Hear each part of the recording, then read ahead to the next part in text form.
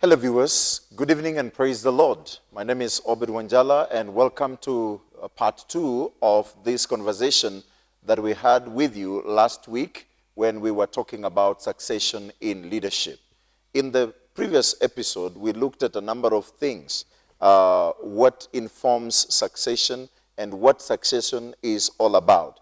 It brought out a number of things which I believe continue to resonate within your spirit even as you look at this subject.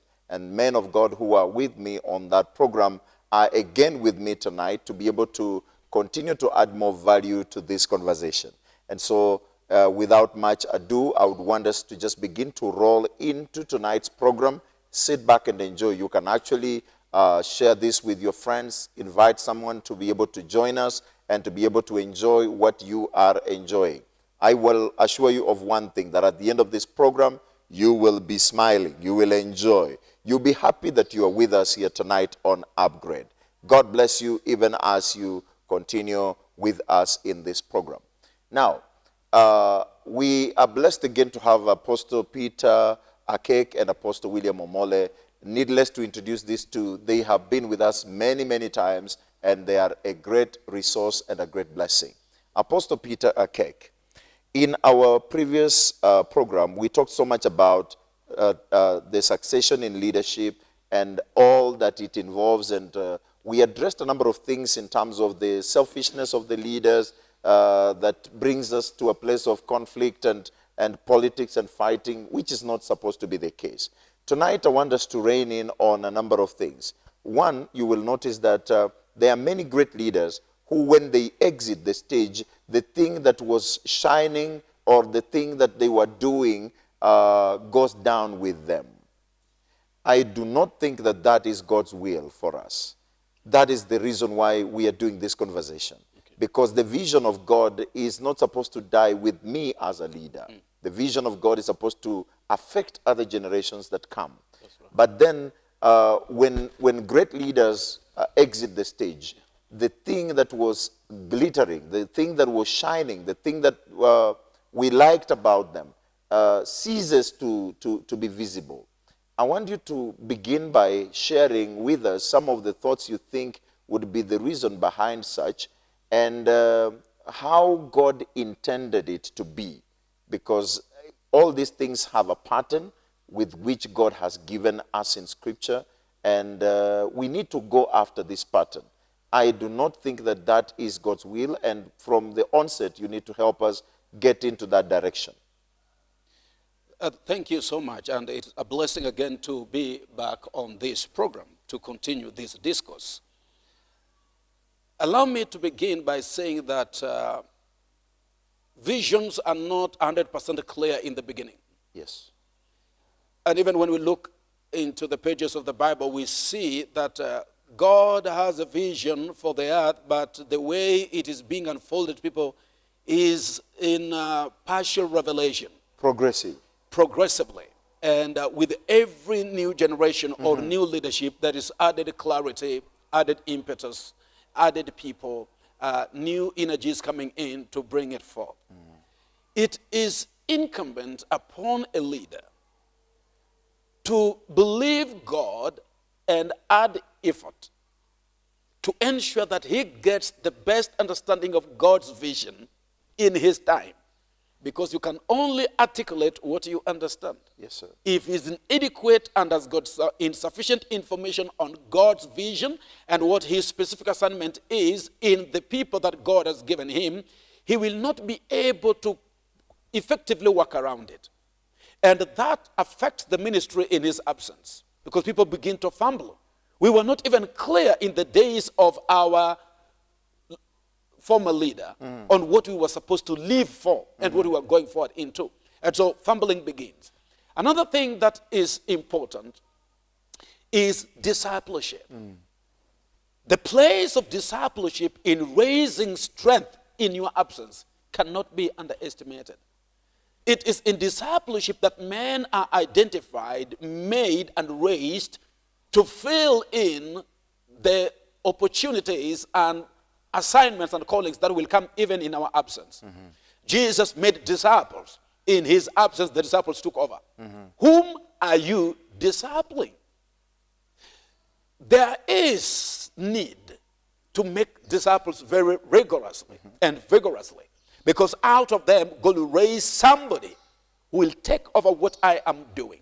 I'm not permanent in what I am doing. In my case as Peter Akek, every day this is my prayer. And every time I'm making disciples, I'm teaching them, I'm training them, I'm working with them, I'm living with them. I want them to know everything that I do, so that in my absence, I don't leave a gap too big to fill. It is ungodly for a leader to leave a gap too big to fill. It is ungodly. That's not of God. Every gap a leader leaves should be filled better. By someone. By someone. And these people should not be strangers to the leader.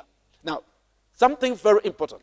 That when Moses died, God spoke to Moses' assistant, not the people's assistant. Wow. Joshua was not assisting the people. He was assisting Moses. And that's what brings seamless taking over. There are certain things in every organization and society and group of people that are only known by the leader. Not everybody. And the leader has a way of disseminating them to people in bits, in pieces, piecemeals. Those who get so close to the leader have the edge of accessing these things that are not common with everybody. Yes, sir. Because they have to do with the leadership. Now, if somebody is not very close with the leader, he may be doing so many things for the leader, but is not very close to the leader. He will lack the capacity to take over leadership. Absolutely. And just the question that we answered some in our last session, that's one of the things that decide who takes over. Yes, sir. It's not how good you have been. It is how close. How close? Being closer to you does not guarantee my taking over from you. No, it does not guarantee. Okay. It only gives you an opportunity to understand what I'm doing. Yes. And it puts you in a position of beginning to measure your capacity with what I am doing. Wow. And with the time, it will be clear. This one is good, but I'm not cut out for this. Yes. I can be so close with you, I work with you every day, but I don't have the capacity to carry what you are carrying. And whose burden is it to know that you have capacity, or I have capacity, I don't have capacity, or you don't have capacity? It's incumbent upon the leader. Yeah, okay. Yeah. Because capacities are tested all the time. Yes. I made a statement the other day on social media. I said, anybody can work with the likable. Yeah. But it is a test and a stretch on leadership capacity to work with difficult people. Yes. Now, when you are a leader, you are dealing with all Tom, Dick, and Harry. They are all together. Difficult people, impossible people, hard people, good people, soft people, listeners, rebels. All these people are there. The leader deals with all these people. And so you can be very close to me. You are ever with me. But in the process, a leader has a way of testing people. Yeah. Leaders are very smart people. Yes. And you can get to a leader, you think you know the leader, you don't know the leader. Yeah, sure. He knows certain things. And sometimes you think he's just asking a common question. He's put you on a very serious test. Yes. And then you just mismanage the question and you just fail the test. Yeah. It could just be a test testing your capacity. And the leader is placed a rung up in the ladder. The rungs of a ladder. Yeah. He is a rung up in the ladder than the people under him. So he has got a better view of these people. And every time he keeps testing and checking their capacity, he can tell who has the capacity and who does not. He can tell son, so is a very good son of mine. Yeah. He loves me, he gives, he supports, he listens. But in terms of stretch, he cannot stretch beyond this. And if he takes over, he'll be destroyed. And that's why we have seen the ministry going down when somebody exists. Because he took friendship for leadership. Okay. And it just backfires. And so the leader must make disciples, and the person making disciples, you are checking people's capacities. Checking people's capacities. Capacities are checked in the level of growth, in the level of assignments, in the level of responsibility, in the level of obedience, in the level of loyalty, in the level of risk. And sometimes the leader will put you in harm's way deliberately. Are there chances and times when, as a leader, looking around you, you have loyal people, but you don't have capable people? Yeah. Are there chances like that? That's where capacity is. Yes. They are very loyal, but they are not capable. They're not capable. Yeah. What do you do as a leader in moments like that? Capacity can be built. Aha. Capacity can be built. Take your time. And sometimes we rush people. And Wow. we don't have to rush people. Wow. There are people who are good, but they're slow. Yes. But once they get it, my friend, it's like a dog with a bone in its teeth. You can never get it out of them. There are people who are quick. But they drop the potato very quickly. When things get hot, they can't hold. And so that's a fail. That's a failure. And I think many leaders are battling with that because, in my view, this is my own opinion, many leaders are battling with who do I deposit myself into with the view of making them my successors. Because people are closer to you as a leader, but they lack capacity. Now, when you try to develop capacity, there are those who can stretch up to a certain level beyond which they can't go. That's right. This is not very good environment for a leader to continue to maintain. You would want people who, when you stretch, you really can stretch and they really can stretch. But then when you stretch and then they fall off. I have an older friend of mine. Yes, sir. He's in the US, he's in his 80s. Okay. When we went with him to Pakistan, he said, I'm not as young as you are. Uh-huh. I teach people how many times? If you don't get it, I don't teach you. Oh, say that again. He teaches people? Once. Once. If you don't get it, I don't teach you. He says, I don't have time. He's old. Goodness. I don't have time. I'm an old man. Oh, okay. Yeah. So coming back to teach you over and over, I don't have that time. Okay. If you're either getting it or you're not getting it. And that's it. I look for somebody who'll get it. Oh, God. Now, in organized societies, Yes. people are told, we have gathered 200 of you and only one of you will make it. Yeah. The training is going to be rigorous. It's going to be tough. You are free to leave and quit. But if you endure to the end, we will pick one of you for this position. Yes. 200 chances, one qualification. Battle for it. And every step is intense. Because they want the best among the best. Apostle, you have made something very important. It's triggering a lot of thoughts in my mind. I think we take people a little too fast, and at the end of the process, we don't get the preferred. Yeah. We get people who have who are not yet ripe for the job. But I think it would be better for us to take time and develop people so that at the end of the day, we get the best out of the best. Making men is not a day's job. Yes, sir. Making men takes time. And let me tell you, Bishop, and you are witness to what I'm saying. I'm sure even Apostle Mole is. There are some people who are terrible people, but they are the best people you today have. But when they came, they were very terrible people. Yeah. They were hard nuts to crack. Exactly. That they were not complying. They were not tithing. They were not coming early. But you are very patient with them and kept on having hope against hope that they will turn around and become good. Yeah. And when they did, today you thank God. Patience, making people takes time. Making people take time. Jesus always cried in his heart, for how long shall I have to be with you? Why? He had limited time. He wasn't hurrying them. He was looking at his clock. He was talking like that older friend of mine. Wow. I don't have much time. You need to get this thing for how much time? Wow. People need patience to be developed. Developing people is not easy. Remember, somebody has lived in a certain way of thinking and doing things for 40 years. Yes. And then you want to change him in 1 year. No, it's not possible.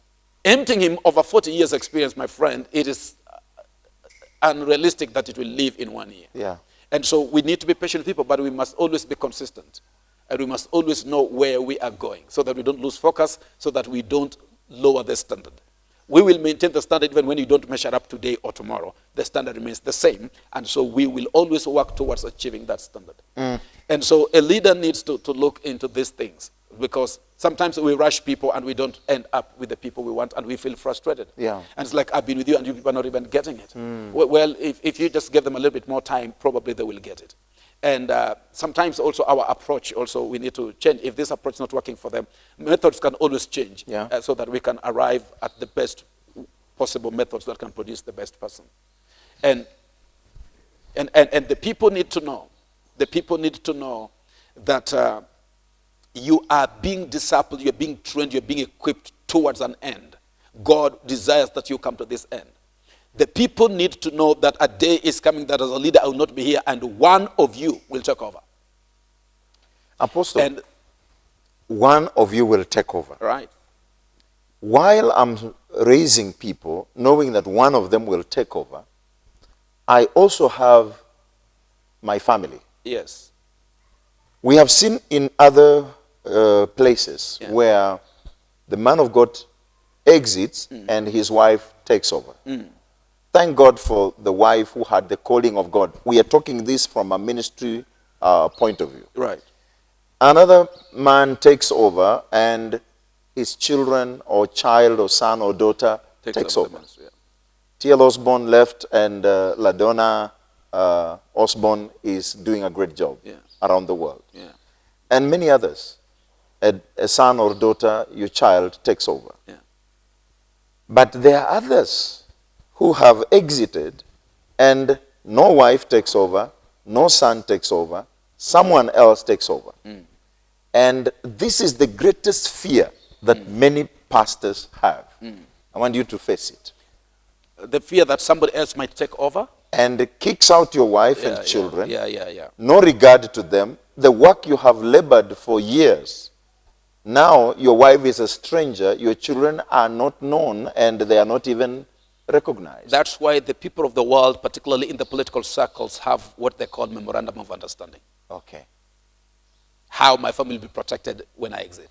Yes. They have some kind of gentleman's arrangement agreement. Yes. Because men are liable to change. Yeah. They give you their word in the morning, at 10 o'clock they've changed. changed. And so you find whatever you are relying on has not worked. But be that as it may, in the Yes. kingdom of God, it ought not to be so. Yes. Because it is very unfortunate. But let me come back a little bit. Okay. It is not automatic. It's not natural that when I am called into ministry and I'm an ordained minister, my wife is as well. No, it's not guaranteed. So that one must be clear. Yes. The reason why we must be clear on this is we have got instances where men's wives have been pushed into ministry and wives' husbands have been pushed into ministry because one of the spouses is in ministry. So if I'm ordained a bishop, my wife automatically becomes the assistant bishop or a reverend or an overseer or all that. Automatically, there's nothing automatic in the kingdom of God. Everything is by design and by calling. And if God didn't call me, I am not. And if I you am can't not, I should force. find what I am so that I find fulfillment in what I am. That is what God wants me to do. And I may be a bishop of a ministry and my wife is the head of ushering department. That's where she is happy. She cannot preach. She cannot teach. She cannot do those things. She's ushering people at the door. That's what my wife is doing. And nobody has got no right whatsoever to put a finger at my wife's face and say, what are you doing here? And your husband is the bishop. Go be the bishop's wife, be a minister and all that. Nobody has got that right, either morally or spiritually, because she's simply functioning in the grace that God has allotted her. So that one we must be clear. But in the situation where these people receive callings just like anybody else, Yes. there is no special preference, there is no entitlement, that if I am, you are. These are callings of God that we respond to in humility by faith to receive the grace to function in. Yes. If I am not, I am not. I should find what I am to function in, to find fulfillment. Yes. Now, a time comes when Peter Keck is dead. I have a wife and I have children. My wife and children were not in the front line of ministry. They were not active in ministry, but we are all aware that they played a key role in making me the good man I am to serve the people of God the way I did. Correct. They deserve honor, they deserve appreciation, they deserve support And good treatment. financially and in every other way. They should be honored because of the role they played and because of whose wife they were. Where do you get a successor who will treat your wife and family like that? It is a process. That is why strangers should not succeed you. My God, my God, my God, my God, my God. Yeah. This is too heavy for Yeah, me. strangers should not It's succeed too you. heavy. Because the hand that made it left fingerprints. It's the hand that comes to commission it. Uh-huh. If you didn't make it, you can't send it. Now, when the successor comes in, the least he should do is to honor the house of the man of God whom he's taking over from. And there's a Honor blessing it in to the that. context. And this thing is a serious problem, Yes, sir. particularly even in our Kenyan context. Yeah. I've met men of God, I've met ministers who are lamenting and are going through protracted seasons of rejection and hunger. They can't afford good housing, they can't afford food, yet the ministry that their husband pioneered has millions and people are driving good cars. And the family of the leader who left, dead or retired, is suffering. That is ungodly and it is immoral. And it will short-circuit the prosperity of that ministry. My wife may not have been in the front line. She may not have stood up to give announcements, to lead women, or to be a reverend, or be an overseer. But she played a key role in making sure that my clothes are washed, my food is cooked, my bed is made. I have a home in my house where I can pray and God answers me. And she created an environment. She made my work easy. She got my back. And every good thing people saw in me and partook of me was made and built in the home front. So to dismiss my home front because I'm no longer in the limelight is to cut the roots that supported the tree whose fruits you are enjoying. It is not right. Wow. Apostle Willie. Yes, sir. It is not right. It's not right. How safe are you? How safe are you? Oh boy. I'm glad you're asking me I may not know how safe I am. Yes, sir. And Apostle has said something, and these are very important conversations that we need to really have. Yes, sir. And one of the things that must be demystified is that proximity is not equal to access. The fact that you're close to me does not mean that I've opened up my heart to you and that I've poured out myself to you. And the second thing he talked about was on capacity. I see capacity has two dimensions. There is the heart dimension and there is the hand dimension. There are people who have a good heart with incapacitated hands. Hey. Okay. There are people who have good hands with the wrong heart. And the heart is about who you are. It's about the person. It's about where you're coming from. That is why it is possible for you to be very close to me and you are a stranger. That's what the man of God has just said, that don't hand over your work to a stranger. A stranger is someone who does not carry your heart. That's right. He may be with you, But doesn't know but your he heart. doesn't know your heart. And not just knowing, even knowing, he doesn't carry your heart. And those are people that if you hand over leadership to, your family is in trouble. You are asking me how safe I am. In such person's hands, I am not safe. Sure. Because it's a heart issue. One of these days I met with one elders in this city, and he's really doing very well with the mentorship of leaders. They have a program that mentors leaders, and I asked him, I say, how are you able to? And he told me, one of the things that we check before anything else is the heart. Because he said, you can train the hands, but you cannot train the heart. And so we need to have, and you see, knowing someone's heart is by discernment. That's why the man of God said that when you have people around you, part of the mentorship is testing their hearts. Testing their hearts. How do they behave with power? Because once in a while when they're around you, you will give them to use your authority to represent you in certain places. Then they grow horns. Then you will see their hearts. When I send you, it is easy to know what is in your heart. Yeah, sure. By how you handle privileges that comes with the sending. How do you treat your brothers in my absence? Those are heart issues. How do you handle access? Do you use it for your advantage? I give you access to my connections, to my friends. How do you use those connections? Someone whom you would send into a place, and when he comes back, he doesn't tell you what happened there, you will know that there is a heart problem. That's a problem. How do you handle money? Because I will give you access to my income and my sources. And sometimes the sources that God brings around us. For example, you see, Judas had a heart problem. because he had been given privilege of handling the resources that was coming as a result of Jesus. But look, the Bible says he would help himself out of the basket. The man had a heart problem. That's why when Jesus begins to talk about him going, he said, let me sort myself out before this man leaves. He had a heart problem. But you see, look at Peter. He had a hands problem. The man was incapacitated in decision making, was a quick thinker. He was not a logical thinker. But then his heart was right. He was sincerely wrong. He was wrong, yes, but sincerely wrong. That's why the moment his wrong was put before him, he repented and went back and changed and cried out. But look at Judas. The same thing was happened. The same thing happened. His wrong was placed before him. He went and killed himself. Why? Because it was a heart issue.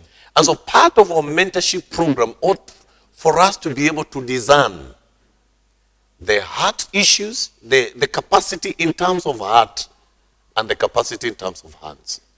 It is possible to train people who have no skills to acquire skills. It is possible to expose people and they acquire exposure. It is possible to train people into leadership and they will learn. But you cannot change people's hearts, which is not right. And so as leaders, we must understand there are people around us whose hearts are not right, but their skills are very sharp. But you see, because we are result-oriented people, it is possible sometimes to bring people who bring results without a heart, without a good heart, closer to us. And that is why now, when you have exited, the real them will now manifest. And sometimes when you have such people, they are roaring to tear you into pieces. Even you. Yeah. They will even machinize around you to be able to remove you before your time. Yes. Now look at the heart and the hands thing. Look at David. Look at David. David, actually, his predecessor, who is supposed to be handing him over, is actually fighting him. But his heart is that even though you still fight against me, even though you're still doing these things, I will not go against you. He is actually still refers to him as the Lord's anointed, number one. So he still recognizes that this man, even though he could have failed, he is still under assignment. And it is not my responsibility to take him out of the assignment. When the heart is wrong, they will take you off at the given chance that they have. There are many ministers who have been wounded as a result of successors. Yes, sir. Sometimes, for one reason or the other, the senior minister is not able to continue to minister. Yeah. But then the people who come into the limelight use that platform to now punish them. Yes, sir. Apparently, there are certain things that they perceive not to be going right while you're there. Yeah. And when they get into the limelight, they use that opportunity to punish you and to punish your family. Leave alone even through death.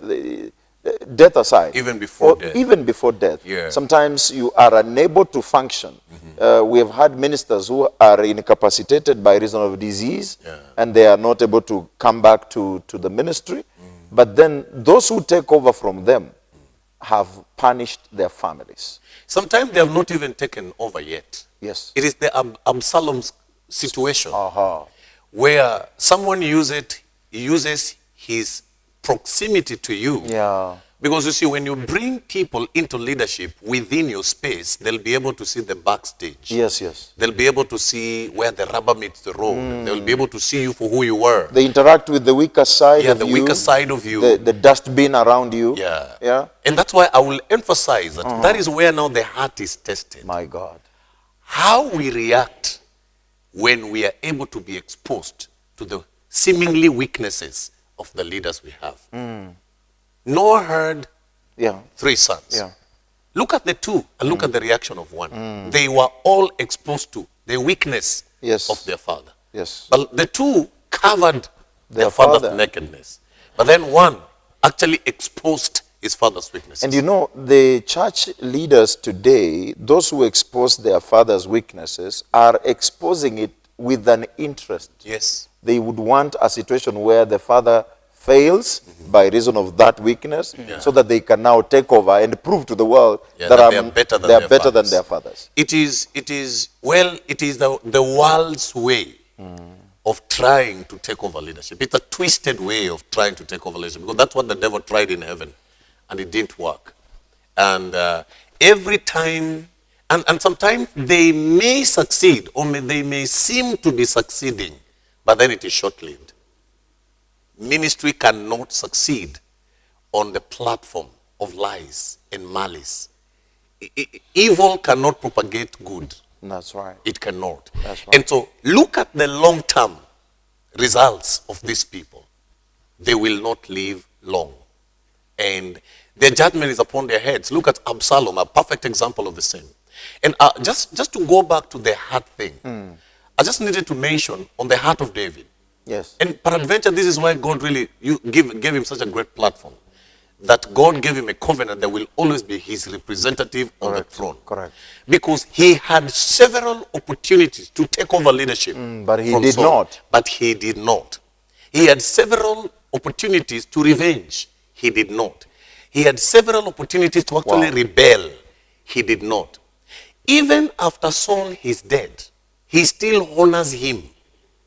Someone comes to him to give him a report that the king is dead.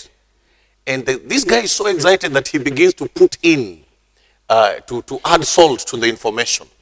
And he said that actually Saul gave me the sword, and I actually killed him, and he thought he would be rewarded. He was actually killed. Why? Because the man honored his father, even though he had failed. The man did not allow himself to take over leadership, even when it was being given to him on a silver platter. Yes. Look, several years later, David still considers the welfare of both Jonathan's lineage and Saul's lineage. Correct. And he gave them what rightfully belonged to them. That is a hard thing. Yes. Because Saul was not there to agitate. Jonathan was not there to remind him. But out of his heart, He remembered. he remembered and he said, no, these are people that their fathers have labored. And their mistakes in the process is not me to judge. It is the one who assigned them that will judge their mistakes. But as for me, it is my responsibility to take care of the interest of the people whose lives have served and contributed to where I am today. And so that is why, in my view, the heart issue becomes a key thing in succession in leadership. When we get it wrong there, eventually, however humble they may be, a time will come that they will manifest. Wow. At some point, they will stab you at the back. At some point, they will fight you. Because it's a hard thing. We have just said here that human beings are susceptible to change. Yes. And so, we react differently when different opportunities are given to us. There are people that may look or appear very humble today, but it's because of the positioning of where they are today. Give them power and you will begin to see something different. Yeah. You see, power unveils what is actually in our hearts. And that's why Jesus was well aware that even though Peter was very rash, even though sometimes he would even rebuke him as Satan, he knew that his heart was right. On the other hand, we don't see Jesus having any altercation with Judas apart from when he has gone to sell him. Yet he knew that his heart was actually wrong. And so we by revelation and by discernment, we need to pray that the people that are around us, whom we are discipling, as Apostle was saying, even as we are discipling them, we need to get to a place of being aware of their hearts, even as we train their hands. Apostle, just a quick thought again.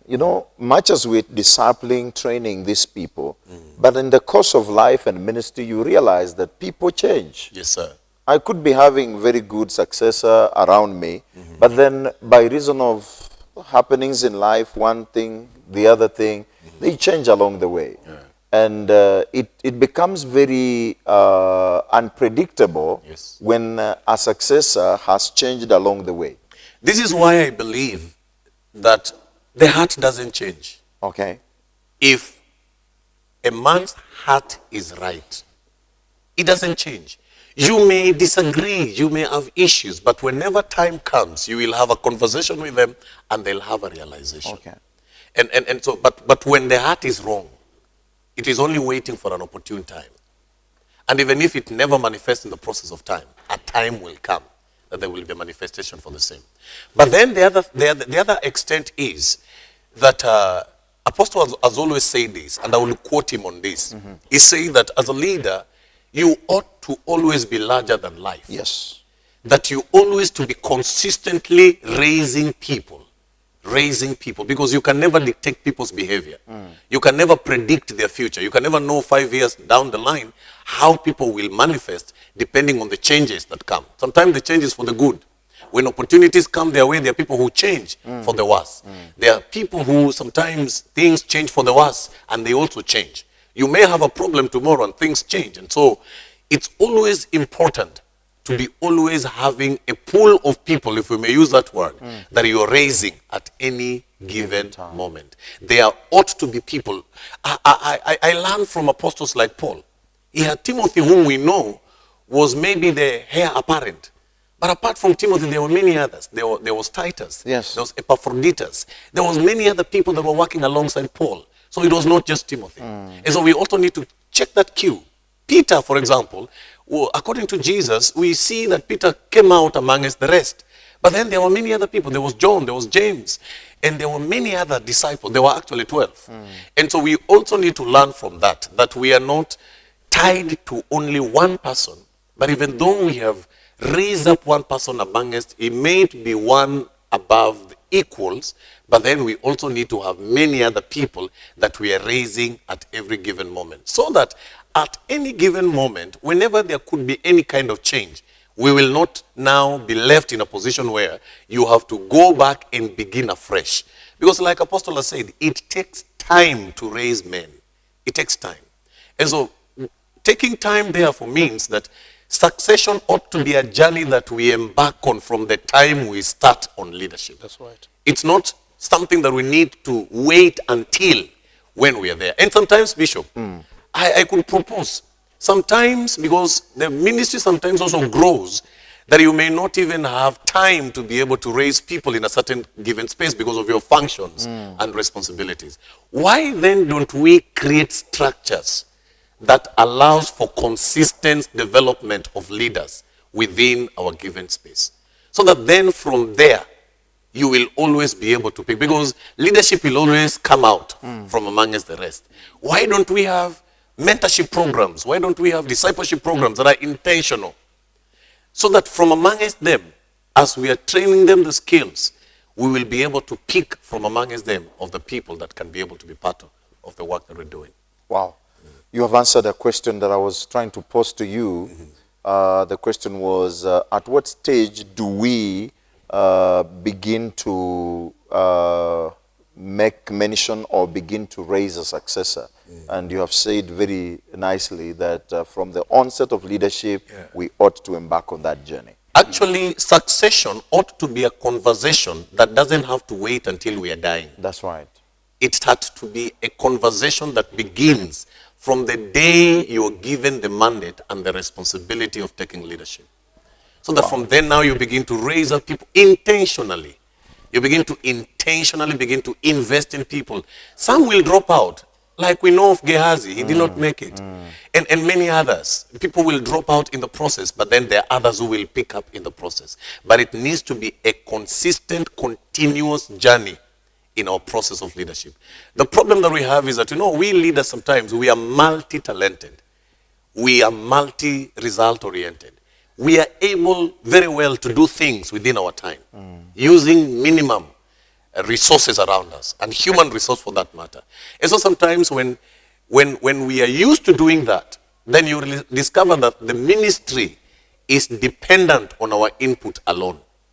We must intentionally begin to grow the ministry instead of it being on us as an individual person, but then we create an institution out of the grace that God has given to us, so that people can come from outside and draw from that grace. We have a pool which brings in leaders, and a pool which deploys leaders, so that then we are consistently raising leaders. They may not necessarily be our successors, but we are contributing to the kingdom by developing them as they go into their assignment.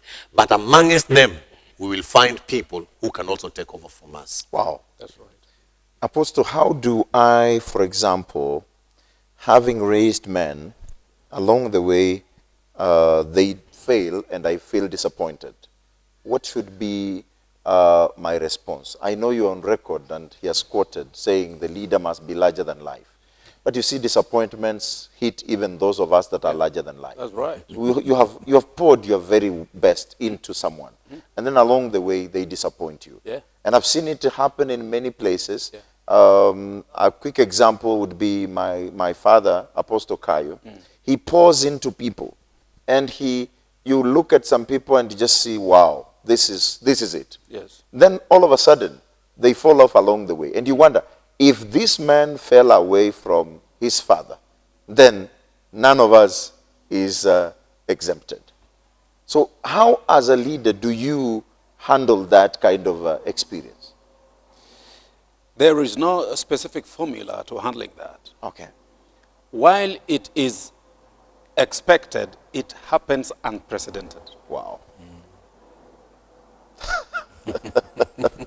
We all know that people will disappoint us. Yes, sir. But it hits you when you least expected it. Yes. Because a time comes when you are getting a little confident with certain people, and you cut out some special time for them, and you pour and empty yourself in them. And you give them their best, and you give them your best, and they seem to be responding so well. Then just out of nowhere, seemingly, they just crash. And some just pack and leave. And some of them just live in a very bad way, just talking so ill of you, as if you were never a blessing to them before. And you wonder, even you can talk like that? And there is no way designed for dealing with it, because every case is unique. But I will say the following. And I think this one brings a twist to a statement Apostle Omole made, that their heart never changes. I think their heart can change. Okay. Let me say it like this. You see, when God says, I will remove the heart of stone from you and give you the heart of flesh. The heart can change. Yes. And there are people who were so good, my friend, and people broke their hearts. Yes. And they took over another heart. Actually, they know this is not me, this is not who I was. And people know this is not what this man. Why is this man doing things like this? This man was the sweetest man we knew. Ever. This man was the most loving man we knew. But people drove him crazy. And they kept on breaking his heart over and over again, until his heart hardened and healed in a certain manner. And he does things in a certain manner and does not feel guilt in whatever he does. People damaged him. How do we deal with these disappointments? Number one, we keep on reminding ourselves that people will fail us. Okay. It does not matter what you do to people. People will still fail us. So I need to expect it. Yes. Some will come through, and I'll count them in the basket of my success and legacy. Some will crack in the process of time and go back like Judas. Some will just not be there when you need them. Some will walk away talking rubbish about you. These things will happen. Now, because I expect it, I develop some muscles for it. Okay. So that, like they tell us about the vaccine, that the vaccine of COVID vaccine does not necessarily stop you from contracting it, but it puts you on a better stage to survive it from getting to its adversity. Yes. It does not become so adverse. So yes, in as much as we know it's coming, it will give us some muscle that when it happens, it does not devastate us as much as if we did not know it would come. That is one thing. Number two, broaden your net. Broaden your net. Disciple many people.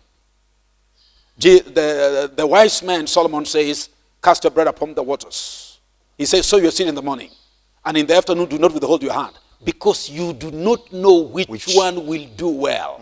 Either this or that, or both shall do equally well. Every time we are discipling people, we are sowing seed.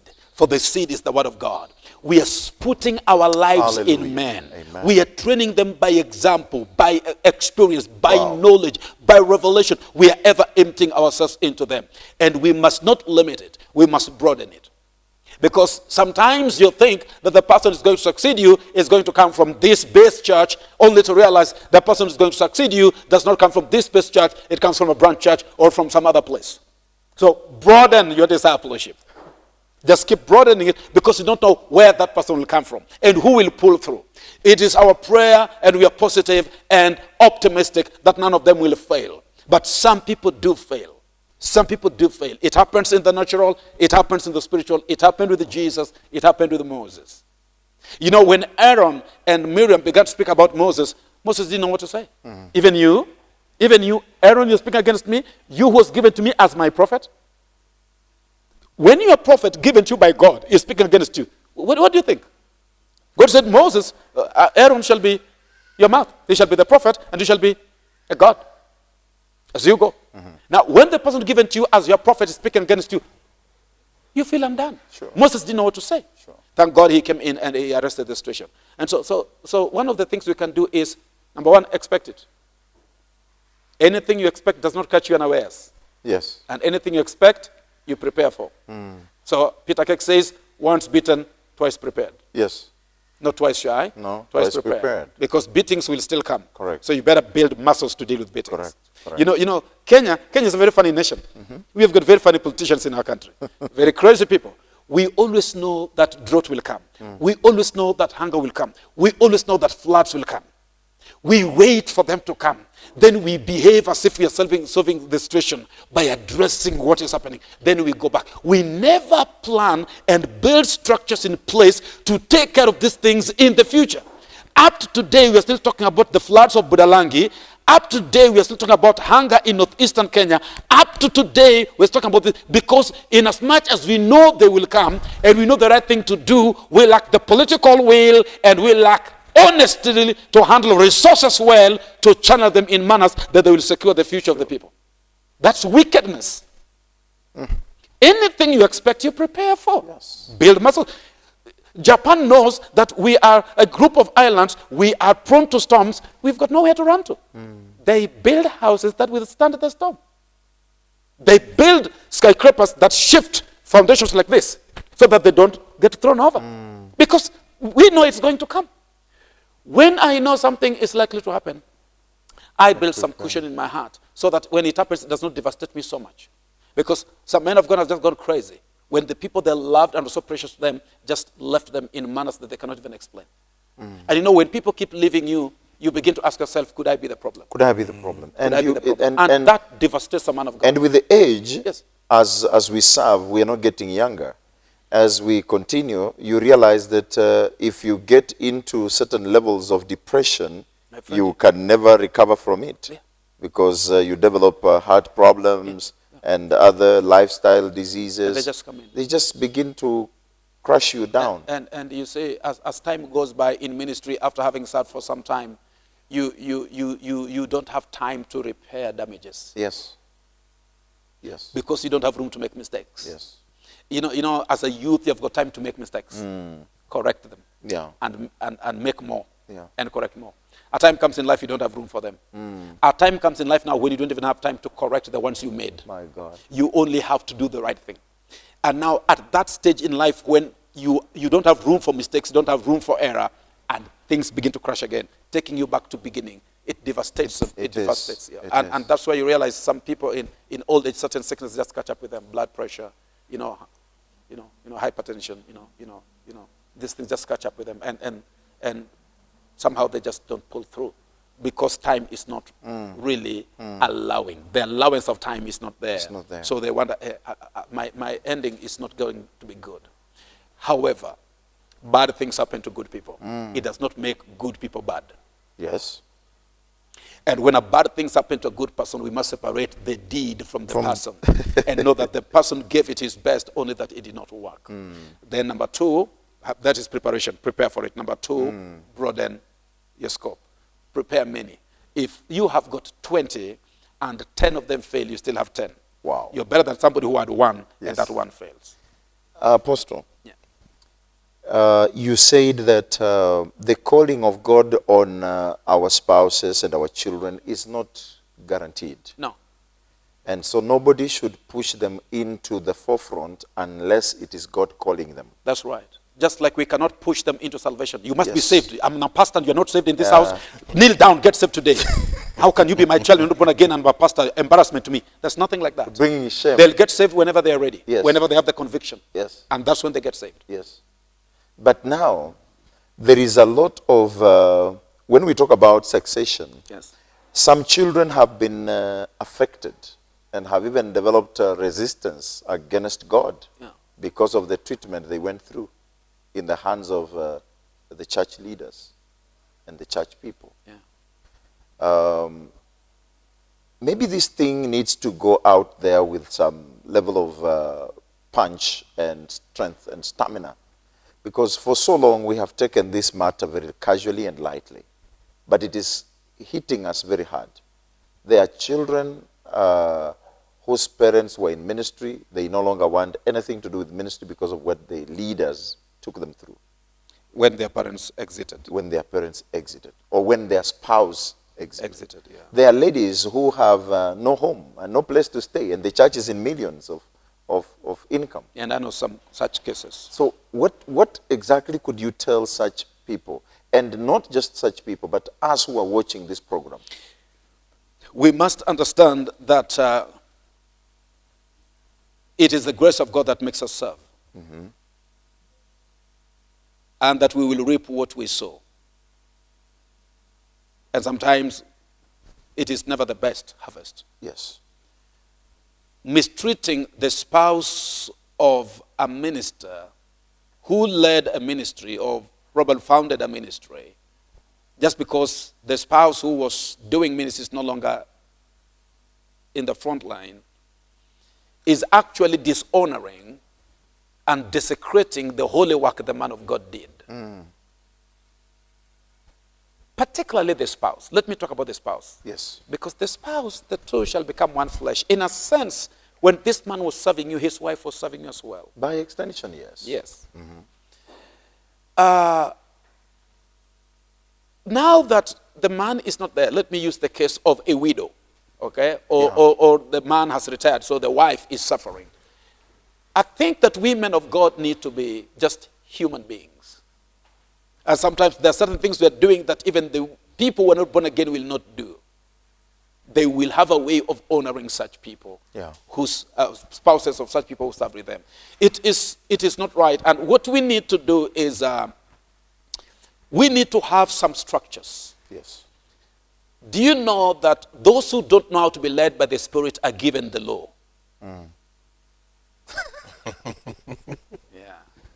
Yeah, they're given the law. Yes. Yeah. And the law becomes their master. And they are able to function. And Paul says, whoever obeyed the law is justified even to death. Yes. Yeah. That if you kept all of it, it was good. You don't get punished. Yes. You see, we who are under grace, we still don't kill. Yes. Do you kill because you're under grace? No. You don't steal, but you're under grace. So when you are under the grace, the law becomes easy. Yes. Yeah. But people who don't understand how to be led by the Spirit, some certain structures will be put. And I think that as ministers, this may not sound very spiritual, but allow me to say it. Yes. We need to have a way in which we say, you see, the government says that when a president retires, the Constitution has made provisions and Parliament has passed it. There's an amount of money they are given in their retirement. Yes. They still enjoy state security. They still enjoy this, they still enjoy this until death. It happens in the US, it happens in many other nations. Because there is a way in which a man who gave himself for the service of a nation, when he leaves office, his family lives in a squalor. So some structures in writing are put in place and in practice to protect the families and the lives of these people even when they are out of office. And I think that's not a bad thing to think about. Just like ministries decide salaries of ministers, they should decide something to give that house upon retirement or upon exit. So that it is something that is not only moral, but it's also legal. Because many, I know widows, man of God, I'll not mention names for their privacy and their respect, who are struggling and suffering, yet their husbands led ministries which are today making millions. But the wife is suffering. The wife has nothing. The wife is frustrated. But her husband died and lived for that ministry, which today raising millions. Unfortunately, someone will challenge you on this and say it was the minister's fault. Like it was your fault not to have a plan for your family. Yes.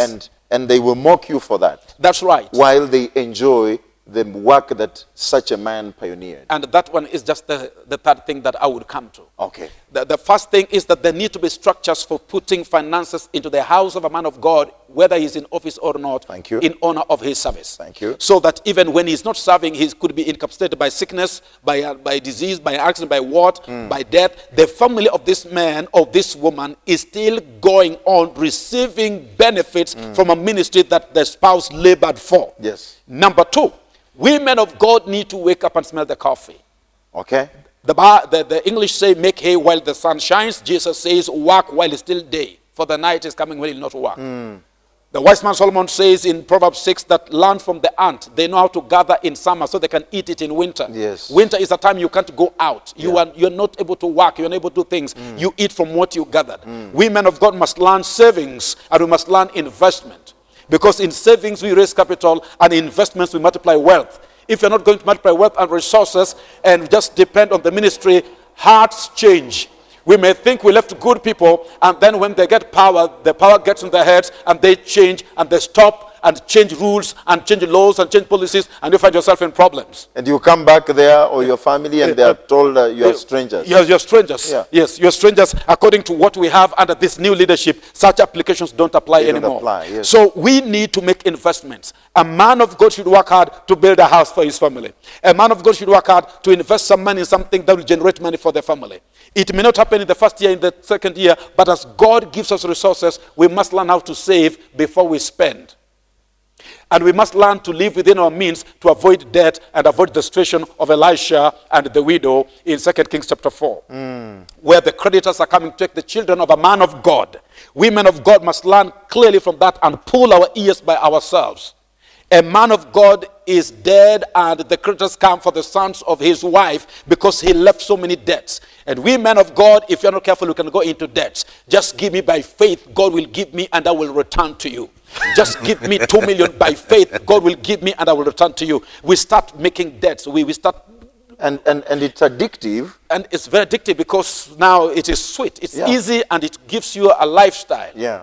And you begin to live beyond your means, and so you begin to live a lifestyle which is fake, and your family enjoys a comfort it cannot sustain and it cannot afford. In your absence, the creditor comes for your children. They are done. We need to learn to save, and we need to learn to invest so that we can grow resources and increase wealth, so that our families have got something to depend on and eat from, even if the ministry changes.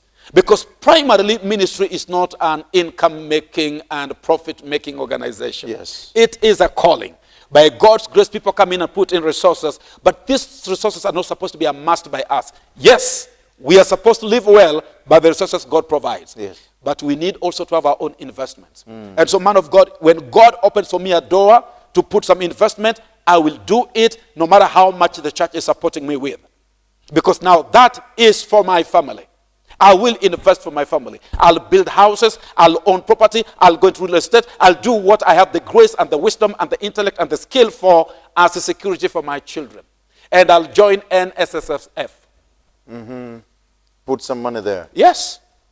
Old age will come, my friend. Whether you bind it or you don't bind it, Yeah. it will just come. Yeah, sure. There are things you can't pray against.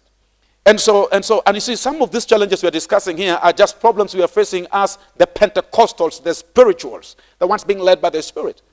We're the ones who live in heaven while we live on earth. And so we dismiss a few realities of life, and then those who are related to us live to see the consequences and bear the brunt of it. And it's not supposed to be like that. Our families ought not to suffer because we are no longer in ministry. Yeah. They should eat well. We should keep some cows and grow some sugarcane and do something. We need to have some investment. That's the word. Invest in something. Somebody will tell you, me, I'm cold. Yes. You are called, and the Bible says that you should do your work quietly. Okay. Yeah. So work. My God. Apostle Willie. No, Apostle, we are sorry. Apostle Willie. Yes, sir. Please give your concluding remarks on this subject Jesus. and just advise the men of God and the women of God and especially on this question of what we are discussing. Well, my conclusion is that these are very pertinent conversations that we must have. Any futuristic leader, number one, must have a conversation about succession. Yeah. We must begin thinking succession and go beyond thinking succession. We must begin planning succession. Succession must become a culture within our ministry. We must begin to really focus, because all this conversation comes from seeing yourself out of office. You must begin seeing yourself out of office. I keep realizing that I'm not as young as I used to be. I don't have the same opportunities that I used to have. Responsibilities keep increasing by the day. And I realize that there are things I would do 5 years ago that I can no longer do. And so I begin to realize that there is a sense of urgency with which I must look at life. And if we don't see ministry from that perspective, then we will, as it has always been, we will be caught unawares. We must begin thinking succession. We must begin having these conversations. We must begin creating cultures of leadership development around us. So that again, we don't raise leaders by default, that the closest becomes the automatic. We must be intentional. Because, fellow men of God, the work we have laid our lives towards is so precious not to think about who will take it up from us. Wow. It is so sad that there are people who have labored, done so much work, that 3 months after their exit, the work cannot be seen. Look at men that have done tremendous work like Billy Graham. We have Franklin Graham. He took over the work, and the evangelistic work is continuing. The late Reinhard Bonke, look at what the young man now is doing. It's really amazing. And so these are conversations that we must begin to intentionally initiate.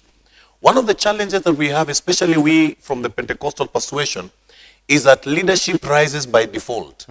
We must begin to develop leaders by design. So we have a responsibility as leaders to begin initiating these conversations as we go forward. And what a better time to do that than now. Wow. Wow. Thank you so much, men of God. Ladies and gentlemen, you have heard it from these men of God on the subject of succession in leadership. This is not a subject that we should be talking in low tones and in fear of being misunderstood. This is a subject that requires us to be loud enough about it, talk about it, even among ourselves as church members and as church leaders, so that things are put in the right perspective and we will avoid unnecessary tension and struggles and fights that have occurred in the past. That is it we had time for today, and we want to appreciate your company. The Lord bless you and keep you. We look forward to interacting with you again on our social media platforms and even during the next program that comes to you next week, same time. The Lord bless you and keep you, and have a good night.